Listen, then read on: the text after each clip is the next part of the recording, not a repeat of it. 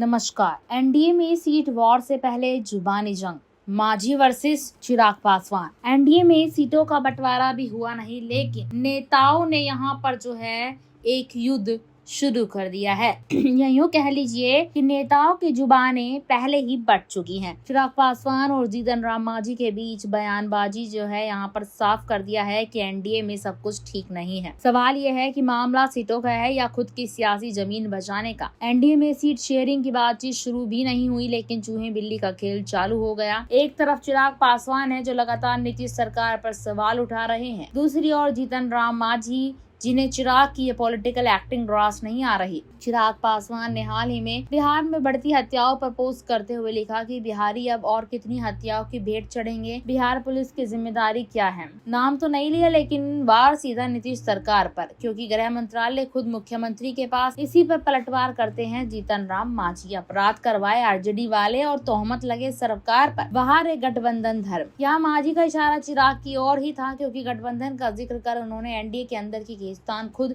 उजागर कर दी है। असल मुद्दा है सीटें। चिराग पासवान बार बार कहते हैं बिहार बुला रहा है, यानी वो 2025 के विधानसभा चुनाव में बड़ा रोल चाहते हैं।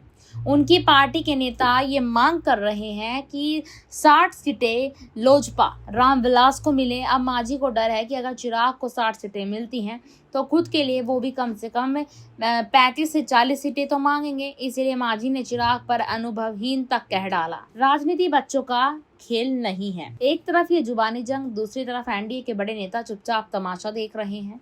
भाजपा और जेडीयू दोनों अब सवालों के घेरे में है। भाजपा कब तक चिराग को खुलकर बोलने देगी?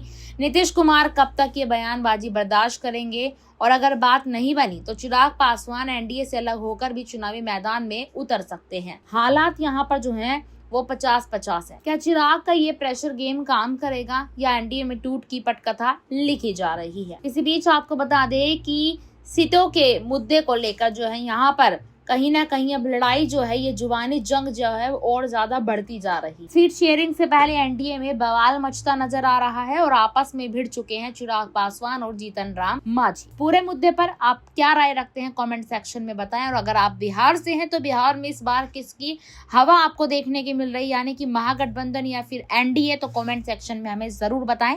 धन्यवाद।